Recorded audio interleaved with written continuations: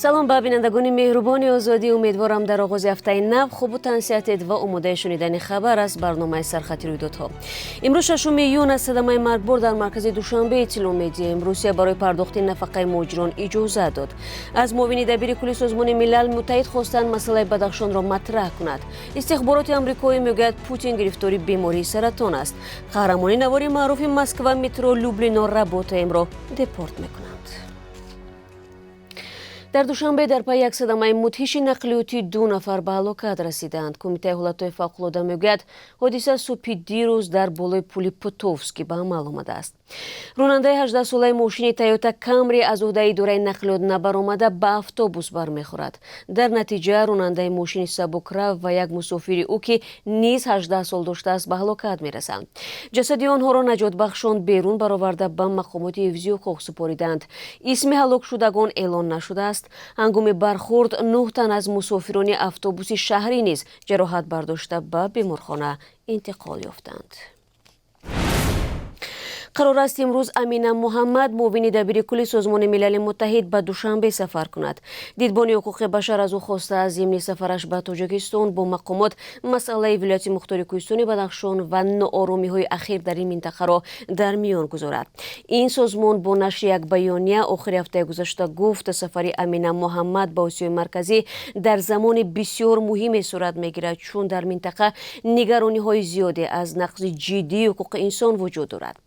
در تاجیکستان به گفته دیدبان حقوق بشر امینه محمد باید از حکومت بخواهد که استفاده نیرو به ضد تظاهرگران را تحقیق نماید که ماه می در نویه روشن سبب مرگ نکم از 20 نفر شد. در بیانیه سازمان تعداد قربانیان را بیش از 40 نفر نوشته و گفتند که فوق‌العاده مهم است تا پلیس هنگام نظارت تظاهرات در آینده خویشتن‌داری نشان بدهد. دلیری امامعلی بلوگر و ژورنالیست توجیک از سوی مقامات انتظامی هفته گذشته مشت خورد انتظار واکنش سازمان‌های ژورنالیستی است. آیا سازمان‌های ژورنالیستی در برابر برخورد خشن مقامات با این بلوگر واکنش نشان خواهند داد؟ شماری از مسئولین این سازمان‌ها در شبکه‌های اجتماعی نوشتند که امروز نشست دایر می‌کنند. همکاران ما این موضوع را پیگیری دارند و در برنامه اخبار آزادی در مد نظر ما هست.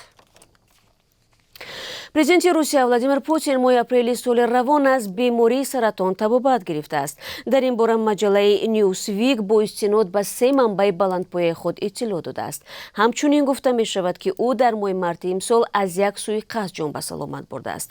به نوشته مجله خدمات اکتشافی آمریکا از آخرهای ماه اپریل تا نیمه ماه می امسال به خلاصه رسیده بودند که پوتین سخت بیمار است و احتمال است درگذرد. رسانه پرویکت اولهای ماه اپریل امسال خبر داد که وقتی آخر طبیبی گوش و بینی و گلو و جراحی سرطانی سپرشکل به طور دائمی به نزد پوتین 69 ساله می رود. وضعیت سلامتی و زندگی خصوصی رئیس جمهوری روسیه از موضوع ممنوع در این کشور است و در رسانه ها در این باره کم صحبت می شود. در روزهای اخیر بعضی گزارش‌ها در مورد گرفتاری ولادیمیر پوتین به سرطان نشر شده بود و گفته می شود طبیبان به او گفتند بیش از 2 تا 3 سال دیگر امکان زنده ماندن را ندارد. پرسش‌های نزد حوزه‌های آوازدهی قزاقستان که از طرف یکی در مؤسسه‌های جامعه شناسی دایر شده است از آن گواهی می‌دهند که بخش بزرگ شرکت کنندگان نظرخواهی یعنی از 75 تا 77% رای دهندگان از تغییر کنستیتوسیای این کشور پشتیبانی کردند. رفراندوم 5 ایون با پیشنهاد پرزیدنت قزاقستان قاسم جمارت توقیف برپا شد. او می‌خواهد قزاقستان از جمهوری فوق‌العاده پرزیدنتی به جمهوری پرزیدنتی با پارلمانت قدرتمند تبدیل یابد. در نظرخواهی عموماً 56 تغییر و اضافه ها مطرح شده بود. ماه январи سال روان قزاقستان را موج اعتراضهای خونین فرا گرفت.